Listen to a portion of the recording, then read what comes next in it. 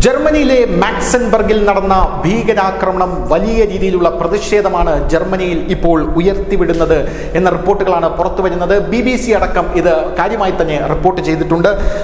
എൻ്റെ കൊച്ചുമകൻ അവിടെ ഉണ്ടായിരുന്നു. 2 മണിക്കൂറായി അവനെക്കുറിച്ചുള്ള വാർത്തകളൊന്നും ഞാൻ കേൾക്കുന്നില്ല.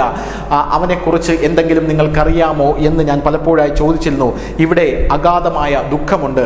സർക്കാരിനും കുടിയേറ്റക്കാർക്കുമെതിരെ ഇവിടെ കനത്ത പ്രതിഷേധമാണ് ഉയർന്നു വരുന്നത് എന്നാണ് BBCക്ക് കൊടുത്തൊരു ബൈറ്റിൽ ഈഡ് വിച്ച് എന്നയാൾ പറഞ്ഞിരിക്കുന്നത്. ഈ ബൈറ്റ് നമ്മൾ ശ്രദ്ധിച്ചാൽ തന്നെ നമുക്ക് മനസ്സിലാകും കുടിയേറ്റക്കാർക്കെതിരെ ജർമ്മനിയിൽ പ്രതിഷേധം ആളിക്കത്തുകയാണ് എന്നുള്ളത്.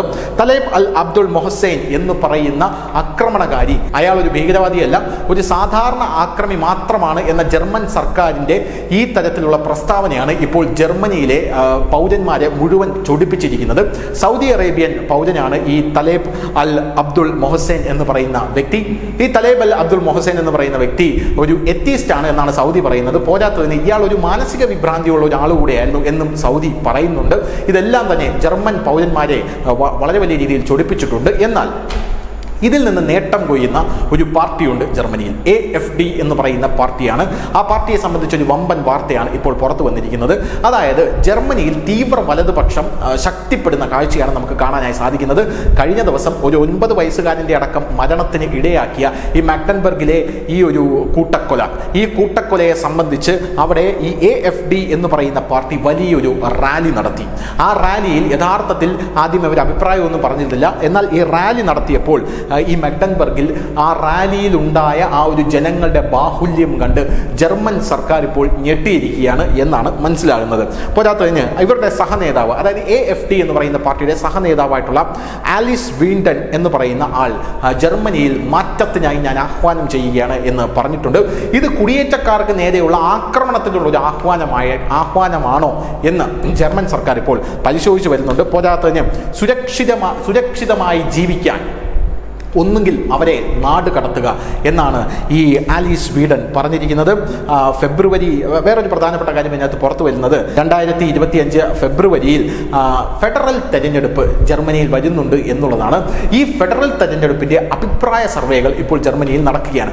ഈ സംഭവത്തോടുകൂടി ഈ തീവ്ര വലതുപക്ഷ പാർട്ടിയുള്ള AfD അഭിപ്രായ പ്രകടനങ്ങളിലും സർവേകളിലും അവിടെ മുൻപിലെത്തിയിരിക്കുന്നു എന്ന റിപ്പോർട്ടാണ് പുറത്തു വരുന്നത്. ഇത് അക്ഷരാർത്ഥത്തിൽ ജർമ്മനിയിലെ ഇപ്പോഴുള്ള സർക്കാർ പൂർണ്ണമായും പ്രതിസന്ധിയിലാക്കിയിരിക്കുകയാണ്. AfD എന്ന് പറയുന്ന പാർട്ടി അധികാരത്തിലേറി കഴിഞ്ഞാൽ തീവ്ര വലതുപക്ഷമാണ്. കുടിയേറ്റക്കാരുടെ ഗതി പിന്നെ എന്താകും എന്ന് പറയേണ്ട യാതൊരുവിധ ആവശ്യവുമില്ല.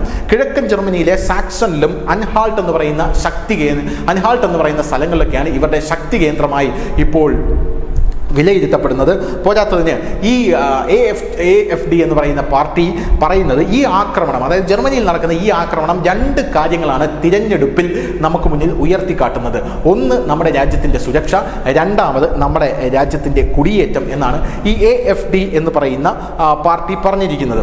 പോരാത്തതിന് ഈ പ്രതി എന്ന് പറയുന്ന ആൾ, ഈ തലേബ് എന്ന് പറയുന്ന ആൾ എത്തീസ്റ്റ് ആണ്, അഥവാ നിരീശ്വരവാദിയാണ്, എക്സ് മുസ്ലിം ആണ്. ഞാൻ നേരത്തെ പറഞ്ഞല്ലോ, അയാൾ എക്സ് മുസ്ലിം ആണ് എന്ന പ്രസ്താവനകൾ സൗദി പുറത്തുവിട്ടിട്ടും ഈ സക്സൺ അൻഹാൾട്ടിലെ AfD എന്ന് പറയുന്ന പാർട്ടിയുടെ മേധാവിയായിട്ടുള്ള മാർട്ടിൻ റിച്ചാർഡ് എന്ന് പറയുന്ന ആൾ, അദ്ദേഹത്തിൻ്റെ പ്രസ്താവന പുറത്തു വന്നിരിക്കുന്നത് മഗ്ഡബർഗിലെ ആക്രമണം ജർമ്മനി മറ്റൊരു ലോകത്ത് ഉത്ഭവിച്ച രാഷ്ട്രീയ മതഭ്രാന്താണ് എന്നാണ് പറയുന്നത്. അതായത് രാഷ്ട്രീയ മതഭ്രാന്തിനെ തുടർന്നുണ്ടായ ആക്രമണം എന്നാണ് ഇവർ വീണ്ടും AfD എന്ന് പറയുന്ന വലതുപക്ഷ പാർട്ടി അവിടെ ജനങ്ങളിലേക്ക് എത്തിച്ചുകൊണ്ടിരിക്കുന്ന സന്ദേശം എന്ന് പറയുന്നത്.